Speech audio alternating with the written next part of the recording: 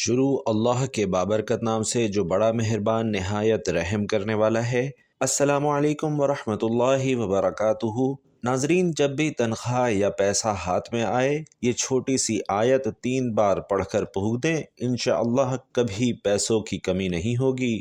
محترم ناظرین، جب کوئی انسان اپنی تنخواہ لیتا ہے یعنی معاوضہ لیتا ہے، مزدوری لیتا ہے یا کاروبار میں کوئی نفع کماتا ہے، کوئی بھی آمدن اس کے ہاتھ میں آتی ہے، چاہے وہ سونا چاندی یا پیسوں کی شکل میں یا مال ہے اس کا، تو اس پر یہ آیت کریمہ 3 بار پڑھ کر پھونک دیں، اللہ اس میں برکات کا نزول کر دیتے ہیں، اس میں سے شر اٹھا لیتے ہیں اور اس میں اتنی برکت ہوتی ہے کہ اس کی تمام ضروریات کے لیے کفیل ہو جاتی ہے۔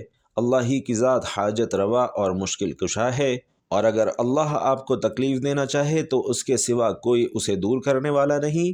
اگر وہ آپ کو کوئی بھلائی دے تو وہ ہر چیز پر قادر ہے، وہ اپنے بندوں پر غالب، کمال حکمت والا اور ہر چیز کی خبر رکھنے والا ہے۔ محترم ناظرین، سب سے پہلے سوچنے اور غور کرنے کی بات یہ ہے کہ انسان بیماری، پریشانی اور مشکل میں کیوں مبتلا ہوتا ہے۔ قرآن مجید نے بنیادی طور پر اس کی 2 وجوہات بیان کی ہیں کہ مصیبت، مشکل، پریشانی اور بیماری کی پہلی وجہ انسان کی اپنی غلطی کا نتیجہ اور اس کی سزا ہوتی ہے، جیسا کہ ارشاد ربانی ہے کہ تمہیں جو مصیبت آتی ہے وہ تمہارے ہاتھوں کا کیا دھرا ہے اور اللہ بہت سے گناہوں کا درگزر فرمانے والا ہے۔ اسی طرح ایک اور جگہ ارشاد ہے کہ لوگوں کے اپنے ہاتھوں کے کیے کی وجہ سے خشکی اور سمندر میں فساد برپا ہو گیا ہے، تاکہ ان کو ان کے بعض اعمال کا مزہ چکھایا جائے، شاید کہ وہ باز آ جائیں۔ دوسری وجہ اللہ کی طرف سے آزمائش ہوا کرتی ہے، جسے تقدیر بھی کہا جاتا ہے۔ اللہ تبارک و تعالیٰ کا فرمان ہے کہ اللہ کے اذن کے بغیر کوئی مصیبت نہیں آتی۔ اسی طرح ایک اور جگہ قرآن مجید میں ارشاد فرمایا کہ ہم ضرور تمہاری آزمائش کریں گے، دشمن کے ڈر، بھوک، مال و جان اور پھلوں کی کمی سے صبر کرنے والوں کو خوشخبری دے دیجیے۔ ناظرین، صحیح العقیدہ اور برے عقیدے کے لوگوں میں فرق یہ ہے کہ برے لوگ مصیبت اور پریشانی کو حالات و واقعات کے حوالے سے دیکھتے ہیں۔ یہ لوگ کہتے ہیں کہ زندگی بس یہی ہماری دنیا کی زندگی ہے، یہی ہمارا جینا اور مرنا ہے، گردش ایام کے سوا کوئی چیز ہمیں ہلاک نہیں کرتی۔ حقیقت یہ ہے کہ ان کے پاس علم نہیں ہے، محض گمان کے بنا پر یہ باتیں کرتے ہیں۔ جو اللہ پر سچا ایمان رکھتے ہیں وہ مشکل اور پریشانی کو اپنے رب کی مشیت سمجھ کر اس سے معافی مانگتے ہیں اور اس کو مشکل کشا اور حاجت روا جانتے ہوئے اس کے حضور دعائیں کرتے ہیں، کیونکہ ان کا ایمان ہے کہ اللہ کے سوا کوئی مشکل اور پریشانی سے نجات نہیں دے سکتا۔ ارشاد ربانی ہے، یقیناً ہم ان سے پہلے لوگوں کی آزمائش کر چکے ہیں، بس اللہ ضرور دیکھے گا کہ سچے کون ہیں اور جھوٹے کون ہیں۔ اللہ ہی مشکل کشا اور حاجت روا ہے کا عقیدہ توحید اور حقیقی ایمان کا بنیادی تقاضا ہے۔ اس لیے اللہ تبارک و تعالی نے نبی کریم صلی اللہ علیہ وسلم کو مخاطب کرتے ہوئے ارشاد فرمایا کہ اگر اللہ تجھے کوئی نقصان پہنچائے تو اس کے سوا اس کو کوئی دور کرنے والا نہیں، اور اگر وہ تیرے ساتھ بھلائی کا ارادہ کر لے تو اس کا فضل کوئی ہٹانے والا نہیں، وہ اسے اپنے بندوں میں سے جسے چاہے دیتا ہے اور وہی بخشنے والا نہایت مہربان ہے۔ ناظرین، اس فرمان سے پہلے خیر اور شر کے اختیار کا ذکر کرتے ہوئے براہ راست مخاطب کیا گیا کہ اگر اللہ آپ کو نقصان پہنچانا چاہے تو زمین و آسمان میں کوئی ہستی نہیں جو آپ کو نقصان سے بچا سکے، اور اگر اللہ آپ کو بھلائی اور بہتری عطا کرنا چاہے تو زمین و آسمان میں کوئی طاقت نہیں جو اس میں رکاوٹ ڈال سکے۔ آپ کو براہ راست مخاطب کرنے کا معنی یہ ہے کہ جب رسول معظم اپنے نفع اور نقصان کے مالک نہیں تو دنیا میں کون ہے جو اپنے آپ کو یا دوسرے کو نفع دے اور نقصان سے بچا سکے۔ ناظرین، یہ ایسا عقیدہ ہے جو مسلمان کو اللہ کے سوا ہر کسی سے بے نیاز کر دیتا ہے۔ اسی عقیدے کی بنیاد پر مجاہد میدان کارزار میں اترتا ہے، کیونکہ اسے یقین ہے کہ جب تک اللہ نے میری حفاظت کا ذمہ لیا ہوا ہے اس وقت تک دشمن میرا کچھ نہیں بگاڑ سکتا، اور یہی عقیدہ اخلاص کی دولت عطا کرتا ہے، جس بنیاد پر ایک مسلمان دوسرے مسلمان سے پرخلوص محبت کا ناطہ جوڑتا ہے۔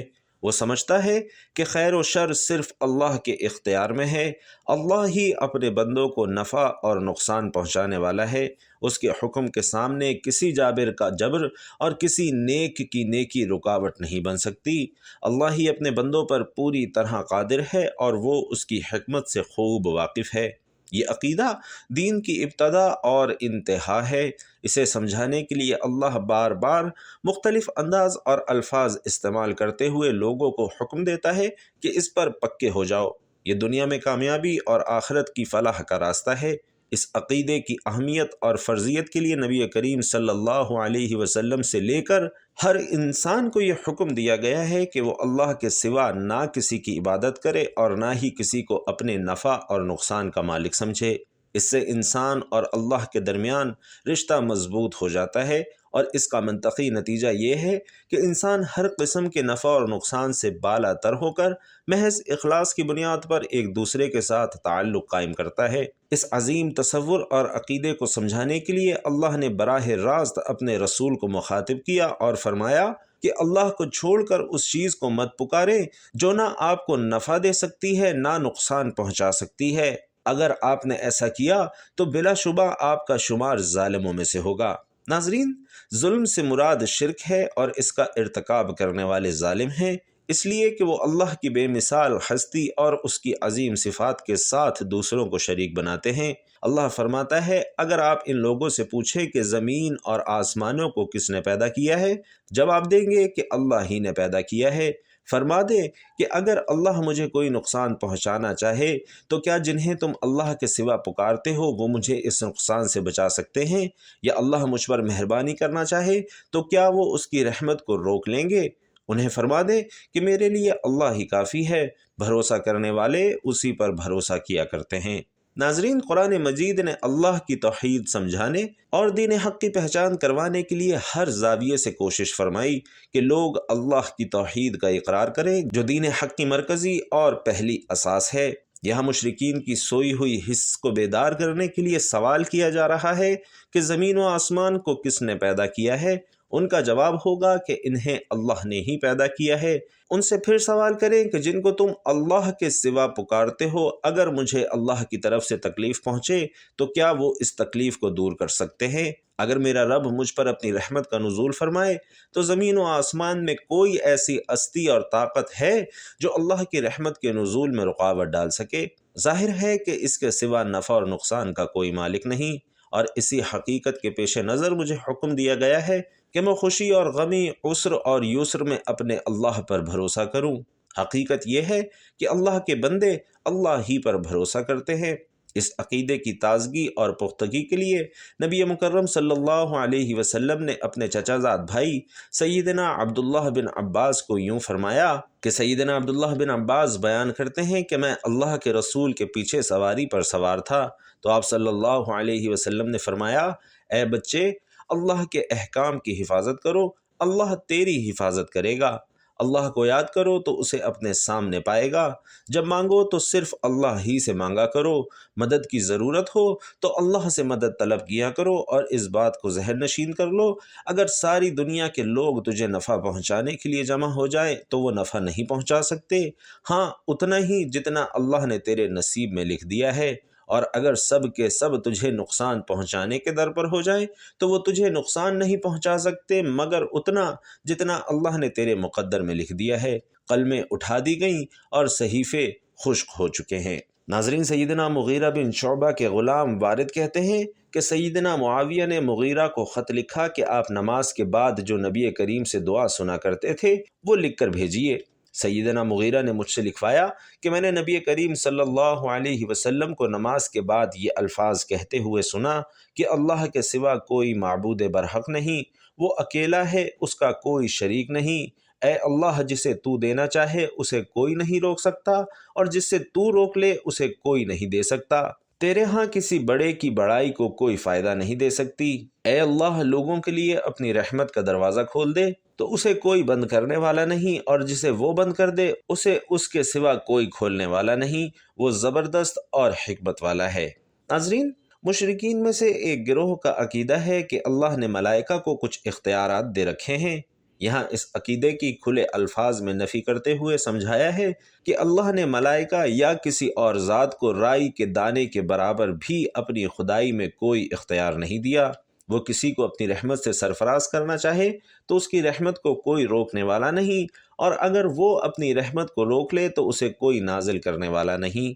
وہی اپنا حکم اور فیصلے نافذ کرنے پر غالب ہے، پوری طرح غلبہ ہونے کے باوجود اس کے ہر کام اور حکم میں حکمت پائی جاتی ہے۔ اللہ پر ایمان رکھنا کہ وہی دینے اور عطا فرمانے والا ہے، یہ ایسا عقیدہ اور فکر ہے جس سے انسان نہ صرف مخلوق سے بے نیاز ہو جاتا ہے بلکہ در در کی ٹھوکریں کھانے سے بھی بچ جاتا ہے۔ اس کے اخلاق اور معاملات میں اخلاص کا پہلو غالب رہتا ہے۔ وہ کسی کے ساتھ ہمدردی اس لیے نہیں کرتا کہ آنے والے کل کو وہ اسے فائدہ پہنچائے گا۔ وہ کسی بڑے کو سلام کرتا ہے تو اس کے دل میں یہ خوف نہیں ہوتا کہ اگر اس نے اسے سلام نہ کیا تو یہ اسے کسی چیز سے محروم کر دے گا، کیونکہ اس کا یہ عقیدہ ہے کہ جو چیز میرا رب مجھے عطا کرنا چاہے گا اسے کوئی نہیں روک سکتا، اور جس چیز کو اس نے روک لیا اسے کوئی نہیں دے سکتا۔ حضرت ابو سعید خدری رضی اللہ تعالی عنہ ذکر کرتے ہیں کہ جب اللہ کے رسول رکوع سے سر اٹھاتے تو کہتے، اے ہمارے رب، تمام تعریفیں تیرے لیے ہیں، آسمانوں اور زمین کے درمیان خلا کے برابر اور اس کے بعد جتنی تو چاہتا ہے، تو اس تعریف کا سب سے زیادہ اہل ہے اور اس بزرگی کا سب سے زیادہ حقدار ہے جو تعریف اور عظمت تیرے بندے بیان کرتے ہیں۔ ہم سب کے سب تیرے ہی بندے ہیں، اے اللہ، جو چیز تو عطا فرمائے اسے کوئی روکنے والا نہیں، اور جو چیز تو روک لے اس کو کوئی عطا کرنے والا نہیں، تجھ سے بڑھ کر کوئی عظمت والا نہیں اور نہ کوئی نفع دے سکتا ہے۔ محترم ناظرین، اسی عقیدے کی دعوت دینے کے لیے نبی کریم صلی اللہ علیہ وسلم کو مبعوث فرمایا گیا، اور سب سے پہلے اسی بات کی طرف آپ بلاتے تھے کہ اے لوگو، اگر تم میرے دین کے بارے میں شک کرتے ہو تو میں ان کی عبادت نہیں کرتا جن کی تم اللہ کے سوا عبادت کرتے ہو، میں تو اس اللہ کی عبادت کرتا ہوں جو تمہیں موت دیتا ہے۔ مجھے حکم دیا گیا ہے کہ میں ایمان والوں میں سے ہو جاؤں، اور مجھے یہ بھی حکم دیا گیا ہے کہ میں اپنا چہرہ اسی دین کی طرف سیدھا رکھوں، اور مجھے حکم ہے کہ مشرکوں سے ہرگز نہیں ہونا، اور اللہ کو چھوڑ کر اس چیز کو مت پکاریں جو نہ آپ کو نفع دے سکتی ہے نہ نقصان پہنچا سکتی ہے۔ اگر آپ نے ایسا کیا تو بلا شبہ آپ کا شمار ظالموں میں سے ہوگا۔ نبی معظم کو حکم ہوا کہ آپ سر عام اعلان فرمائیں کہ اے لوگو، اگر تمہیں میرے دین کے بارے میں شک ہے اور تم کسی بھی طرح مطمئن ہونے کے لیے تیار نہیں ہو تو یاد رکھو میں اللہ کے سوا تمہارے معبودان باطلہ کی عبادت کرنے کے لیے تیار نہیں ہوں۔ میں صرف اس ایک اللہ کی عبادت کرتا رہوں گا جو تمہیں اور سب کو فوت کرنے والا ہے، کیونکہ میں ایمان لانے والوں میں ہوں۔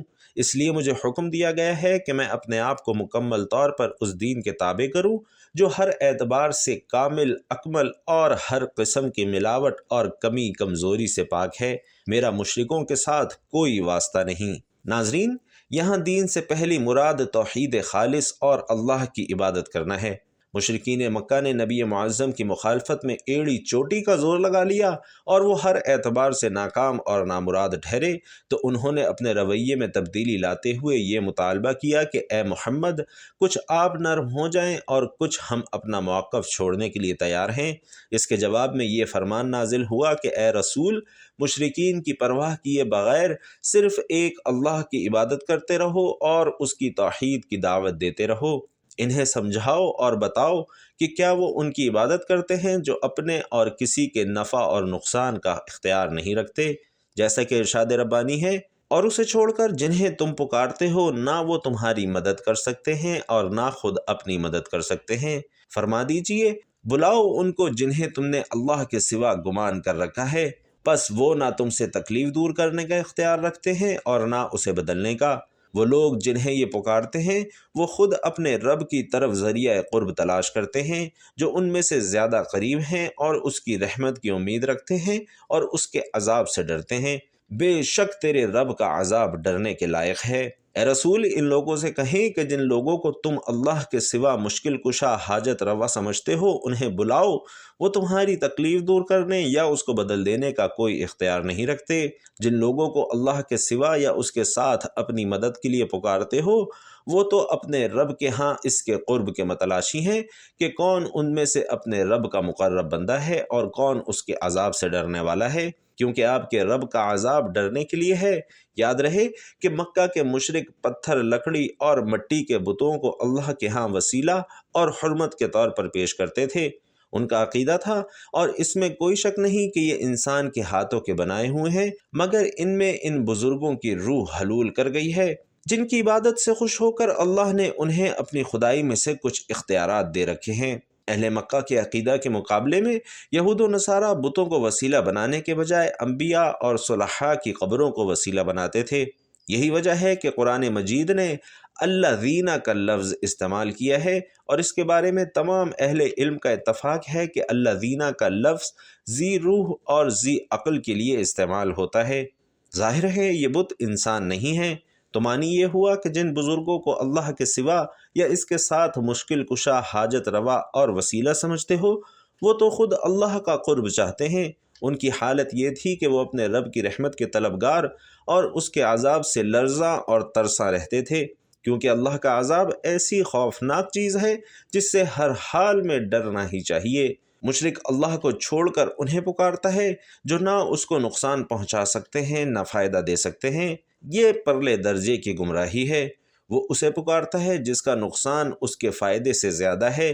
بدترین ہے اس کا مولا اور بدترین ہے اس کا ساتھی۔ ناظرین، انسان جب اپنے رب کی بندگی چھوڑ دیتا ہے تو پھر در بدر کی ٹھوکریں کھاتا پھرتا ہے اور جگہ جگہ ماتھا ٹیکتا ہے۔